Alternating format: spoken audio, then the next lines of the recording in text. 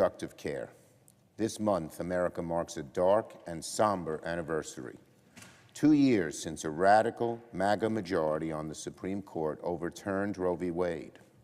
The decision to overturn Roe will go down as one of the worst Supreme Court cases in modern times. It will be remembered as one of the most draconian reversals of individual liberty in American history. There should be no question who brought our country to this crisis. It was Donald Trump and hard-right Republicans, who have made clear that they will not rest until freedom of choice is eliminated across the country. Democrats will not stand for Republicans' relentless attacks on reproductive freedoms.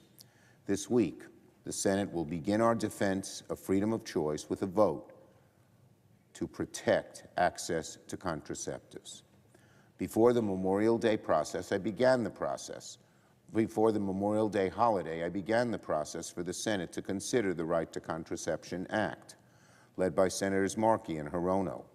Today, I just filed cloture on the motion to proceed to that bill. Members should expect a vote moving forward on the Right to Contraception Act on Wednesday.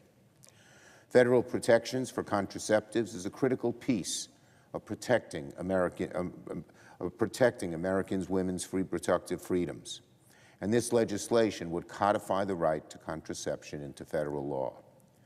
For those who think that federal protections for birth control are unnecessary, just look at what's happening at the state level. Republican governors in Virginia and Nevada have already vetoed bills to protect birth control. And the Arizona legislature has blocked similar bills too. The federal government should absolutely have a say in ensuring every American has access to birth control if they need it.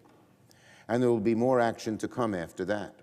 Over the coming weeks, Senate Democrats will put reproductive freedoms front and center before this chamber so that the American people can see for themselves who will stand up to defend their fundamental liberties. The erosion of freedom of choice is perhaps the defining worry for tens of millions of Americans since the MAGA court eliminated Roe. Today, at least 20 states have near-total bans or severe restrictions on abortion. Tens of millions of women lack access to reproductive care.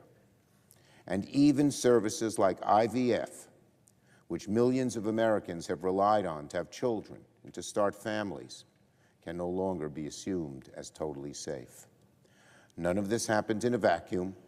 This is all a direct result of Donald Trump and MAGA Republicans who made the repeal of Roe their North Star for decades. And Republicans aren't even hiding it. Donald Trump, in fact, said, quote, he was proudly the person responsible, unquote, for the disastrous Roe reversal.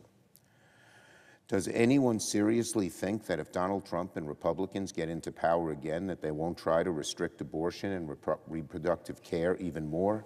Of course they will. Of course they will. That's why it's more important now than ever that we pass legislation like the Right to Contraception Act to protect this vital lifeline for millions of women across the country. This week and in future weeks, Senate Republicans will have to answer for their anti-abortion, anti-women agenda. And my Republican colleagues should know that the American people are closely watching.